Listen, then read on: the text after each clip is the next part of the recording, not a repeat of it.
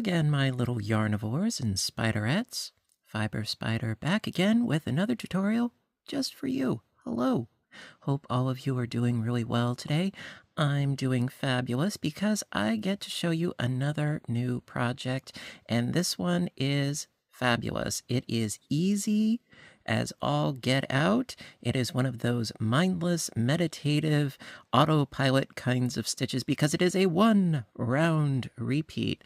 This is the moss stitch worked in the round as a square, and I love this. Now, recently, I had gotten a mystery box of yarn, which was rather thin, and yet oh so beautiful and colorful. And I took all of the little hanks and I tied them all together.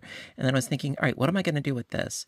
Then I thought to myself, well, what if I paired this yarn with a slightly thicker yarn and then went absolutely crazy with the moss stitch, and this is the result, and I love it.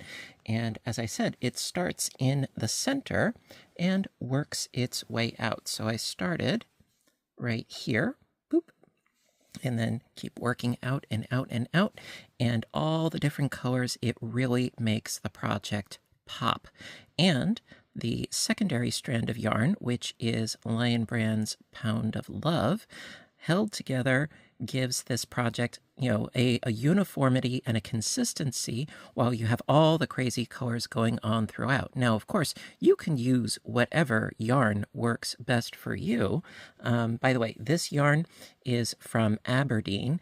It is, I want to say it is a weight of, excuse me, a weight of 1 or 2 or so, and it is superwash merino and nylon, so that paired with the acrylic of Pound of Love should be fine because this is superwash. So usually what I do say is if you're going to use different kinds of yarns, make sure that they are compatible, and because superwash yarn is, well, you can wash it, and acrylic, you can wash it, I should be fine with this.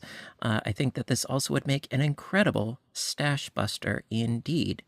Now, because also we're using predominantly single crochet stitches and chain stitches, this makes for a very dense and thick fabric. Now, to sort of compensate for that, I used a really large hook size so that it has a nice drape and a nice flow, and it is not too stiff. That being said, for this, I used this is a 9mm sized crochet hook.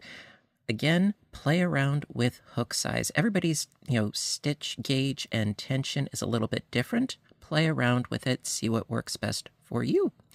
And with all of my yammering aside, we're going to get started. Now, I'm only going to use one strand so that it'll be perhaps a little bit cleaner and easier to see what it is that we're doing. But hey, let's get to it. All right. Okie dokie. Round 1. Now, going to be using, like I said, just one strand of yarn. This is the same Pound of Love. This is the colorway of Elephant Gray, and I'm going to be using a 6.5mm sized crochet hook, which is a size K, and we're going to get started. So to begin with, a slip knot, as per usual, and a chaining up of 4.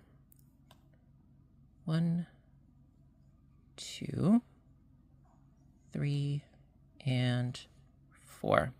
And then slip stitch into the first chain to create a ring, like we do with so many projects. Like so. Now, of course, you can use a magic ring if you want to. I've never been a huge fan of those, but yes, you can do that if you choose. And from here, we're going to chain up 1, and into the ring, we're going to do a single crochet, and then chain 2, into the ring again, single crochet, chain 2, single crochet, chain 2, single crochet, chain 2, and then to finish up the round, slip stitch into the first single crochet that we made, going underneath both of those little loops there, and slip stitch. And then to finish up the round, slip stitch into that chain 2 space that we made right in the corner there. And so at this point, now I know it's a little bit tight, even though I'm using a much larger hook, but if you sort of wiggle your stitches around, you can see what it is that we just did.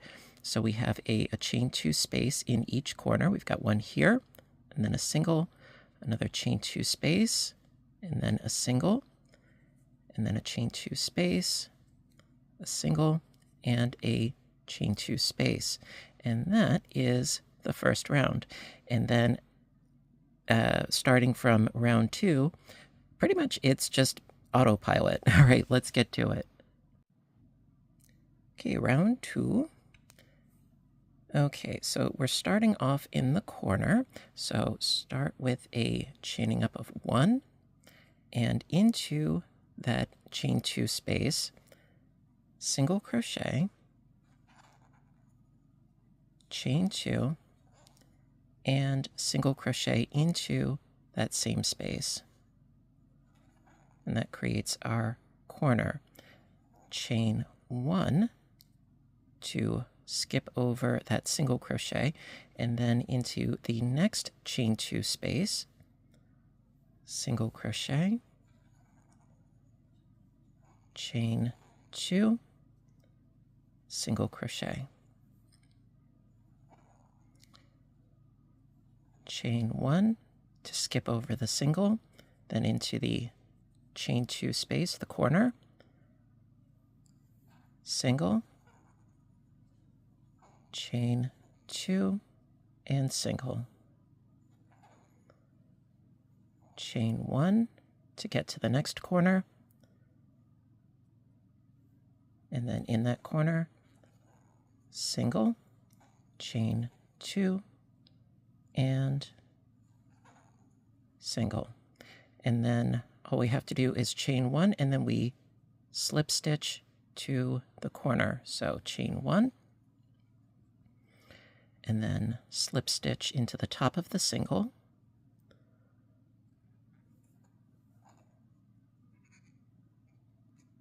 like so, and then slip stitch into the chain 2 space. There we go. All right, and then we just keep doing the same thing ad infinitum, just keep going. So, let's do a couple of rounds just for stuff and giggles, and, well, there you go. Okay, so now we're pretty much going to be on autopilot, but hey, I like spending time with you guys, and I like being thorough. So, round 3, start off by chaining up 1 into that same space, single, chain 2, there we go, and single, chain 1, skip over the single going into that chain space with a single, chain 1, skip over that single going into the next chain 2 space, single, chain 2, and single, chain 1, single into the next chain 1 space, chain 1, and then into the corner, single, chain 2, single, single, chain 2, and single, chain 1, single into the next chain 1 space, chain 1, into the corner, single, chain 2, single,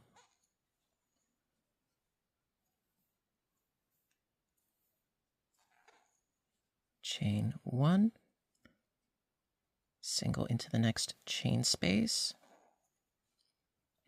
chain 1, and we have reached the corner again. Now, sometimes it can be a little bit tricky to see where it is exactly you are. So what you may want to do to make it easier, because if you're not paying attention, you might miss that. So I would suggest perhaps after you do your first single, put a stitch marker into your first single crochet. That way you definitely know, yes, I have completed a round. So I'm going to slip stitch into the top of that single. There we are. And then slip stitch into the corner space. And there you go. Now, granted, it's kind of plain looking because it's all the same color, but, I'm trying to make this easy to see, you see. But if you're using a lot of different colors, it looks fabulous. If you change your color every round, yes, that would be a lot of ends to sew in. I will grant that. However, the look would be phenomenal. Okay. Now, let's do another round just because. Chain up 1, and then into the space, single, chain 2, and single, chain 1. Now, also, it can be a little bit tricky to be like, all right, where do I have to go into? So sometimes it's okay to sort of pull your stitches a little bit to see, oh, I have to go into there. So single into there, chain 1, and then single into here, chain 1, and then into the corner space, single, chain 2, and single, chain 1, single into the chain space, chain 1, single into the chain space, chain 1, and then into the corner, single, chain 2, single.